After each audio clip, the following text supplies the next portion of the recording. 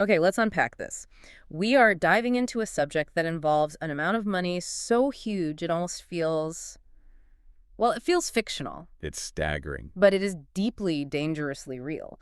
We're talking about criminal networks successfully extracting wealth, I mean, right out of the U.S. financial system. And in the process, they're funding crime and really distorting our economy. And when we talk about the sheer magnitude here, it's it's essential to put a pin in the global estimates, right? It is. The UN Office on Drugs and Crime suggests it's between $800 billion and $2 trillion, with a T, $2 trillion. annually. That's a staggering 2 to 5% of global GDP. And a huge necessary portion of that value is either starting in or, actively moving through the United States. That's more than the GDP of entire countries. So our mission today is to move past those astronomical numbers and really understand the mechanics. The how. Exactly, the how, the specific, verified mechanisms that allow this to happen. We're doing a deep dive into the analysis from Albert Hadi in Small Wars Journal, titled How Criminal Networks Launder Money Out of the United States. And the goal really is to see why this isn't just some byproduct of crime. Right. It's essential engine. Hadi's core finding immediately challenges a common assumption we all have. He argues the United States isn't just a passive victim here. How so? Because of our economic structure, we are actually a central transit and exit point for global criminal wealth. That is the paradox, isn't it? We have the most powerful and supposedly the most regulated financial system in the world. How does that strength become a vulnerability? It's a classic case of hiding in plain sight.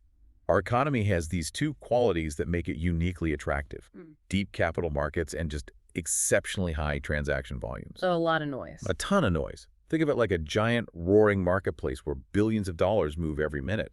If you're trying to hide a few $1,000,000, well, that volume creates the perfect cover. So it's the financial equivalent of hiding a single, slightly dirty grain of sand on a vast beach. That sounds terrifyingly simple, actually. It is, because the scale allows them to layer transactions, Wow. to blend illicit funds with legitimate ones, all without, triggering immediate suspicion. Okay, so the system provides the noise. And then you pair that with something else. Hmm. Historically permissive corporate formation rules in the U.S. It has, at least until very recently, been remarkably easy to set up shell companies that mask the true owner. So the system gives them the noise, and our own regulations give them the mask. That's a great way to put it. And Hadi's perspective on this, it comes from a very specific place. I mean, we're talking about more than 25 years in conflict zones, in counterterrorism. Exactly. And he completely reframes money laundering. He argues we have to stop treating it as a byproduct or a compliance headache. It's a core operational function. A core operational function of organized crime, of terrorist organizations. If you treat organized crime like a global business, then illicit finance is its corporate finance department. It's the infrastructure. The infrastructure that makes sure salaries get paid, weapons get bought. And that the whole operation can regenerate after a setback. You have to look at the architecture. Who controls the networks? How do they settle balances globally? He's applying a counterterrorism mindset to transnational crime. Looking at them like Fortune 500 companies that just happen to commit atrocities. And they have a CFO, a supply chain, and an operational budget, all fueled by this laundered money. Now let's talk about the source. This analysis is in Small Wars Journal. Why does that venue, the journal itself, add so much weight to this? Well, Small Wars Journal, or SWJ, is highly respected in the national security community. Its real importance, though, lies in its audience. It's not really for academic debate. It's for practitioners. Right. People in the military, intelligence, policymaking. It's about getting vital information to the people who need to make tactical and strategic decisions fast. So they value relevance and clarity. Relevance, clarity, and speed. When Hadi publishes there, it's designed to impact immediate policy and operational decisions. And Hadi's own background, it just reinforces that realism. This isn't theoretical. Not at all. His writing is grounded in decades of direct, on-the-ground exposure. He served as the Arabic press officer at the U.S. Department of State and, very notably, as editor-in-chief of a publication linked to U.S. Central Command. Which means he was directly confronting and analyzing ISIS and al-Qaeda messaging. He was immersed in their operational and propaganda realities. He saw firsthand how they raised money, how they moved it. So what this means for you, listening, is that this isn't some ivory tower theory. This comes from someone who was directly fighting these enterprises on the ground. That context is so important. But here is where it really hits home. Those trillions of dollars aren't just an abstract threat. Hadi's analysis details the tangible, immediate negative consequences for all of us. This is where we connect the dots, moving from abstract finance right to your kitchen table. Hadi breaks the impacts into three major categories. The first, and most visible, is simply enabling crime and violence. The laundered money is the fuel. It's the budget. Yeah. It pays for drug trafficking, human smuggling, organized crime operations. When those operations are flush with cash, you see higher rates of violence, more drug overdoses, and a huge strain on local law enforcement. A strain that taxpayers have to cover. A strain that you, the taxpayer, have to cover. And the second major impact. This one is really concerning. How this money distorts our economy, especially housing. So, Wait, money laundering is directly making my rent go up? How direct is that connection? it's very direct and it's corrosive. Criminal networks need a place to park massive amounts of cash that is both stable and hard to trace. Real estate is the perfect vehicle. And they'll overpay for it. They'll often overpay. They don't care about market value because they're focused on legitimizing the money, not making a profit on the property itself. So the purchase isn't an investment, it's a fee for the laundering service. Exactly. And when large volumes of this illicit cash flow into housing markets, they artificially inflate home prices and rents far beyond what the local economy can support. It prices law-abiding families right out of their own communities. That makes the cost incredibly personal. And the third category, it hits our faith in the system itself. That's the erosion of institutional trust. Fighting money laundering requires unbelievably costly, complicated investigations. We're talking hundreds of agents, years of surveillance. All of it is borne by the taxpayer. And beyond the cost. Beyond the cost, the persistence of it, it erodes public confidence. It creates this feeling that the rules only apply to the honest people, while criminals operate without consequence. So we've established the scale up to $2 trillion, and the why is at the core enterprise function. Now let's get into the how. Hadi details 6 specific documented methods. We don't have time to go deep on all 6, but let's pick a few that really illustrate the ingenuity here. And these aren't theoretical. These are methods proven through federal investigations and prosecutions. Let's start with one that relies purely on trust, bypassing technology completely. Hawala networks. Hawala. Method 1. This is a system that predates modern banking by centuries. How does it work today for, criminal purposes? Hawala means transfer or trust. It operates completely outside the regulated banking sector. So imagine you're a cartel in the U.S. with millions in cash.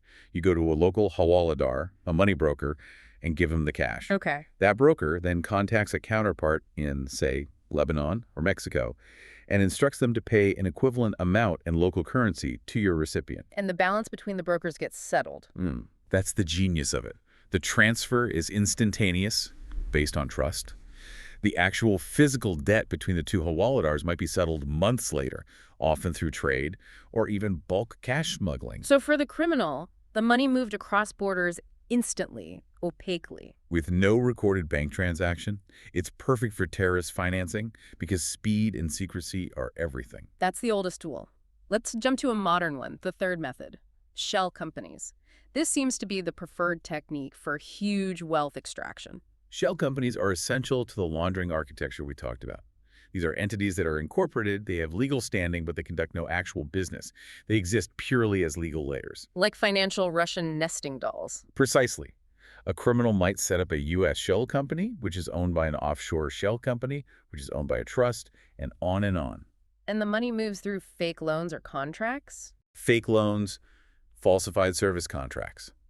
By the time law enforcement tries to trace the money, they hit a dead end. The true beneficial owner is completely obscured by layers of corporate structures. It's a sophisticated paper trail that leads nowhere. And they're cheap to maintain, I assume. Very cheap. So they turn dirty cash into legitimate corporate revenue with minimal overhead and maximum legal protection. Okay, now let's look at the fourth method, which brings the global supply chain into it. Trade-based money laundering, or TBML. This one feels incredibly complex. It is complex, but the concept is about manipulating trade documents, invoices, customs declarations to move value. Let's use a simple example. A criminal network in the U.S. has dirty cash, and they want that value to end up clean in South America. How do they use, say, tractors to do that? They find a legitimate exporter shipping, let's say, construction equipment. The criminal network buys $100,000 worth of equipment, but when they submit the invoice to the U.S. Bank and Customs, they claim the shipment is worth $1 million.